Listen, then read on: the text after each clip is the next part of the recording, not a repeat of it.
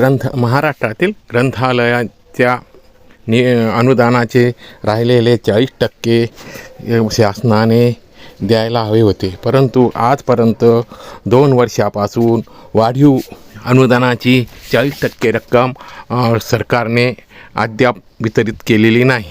त्यामुळे या वाचनालयातील कर्मचारी आणि विविध प्रश्नांना अतिशय बिकटपणे सामोरे जावे लागत आहे।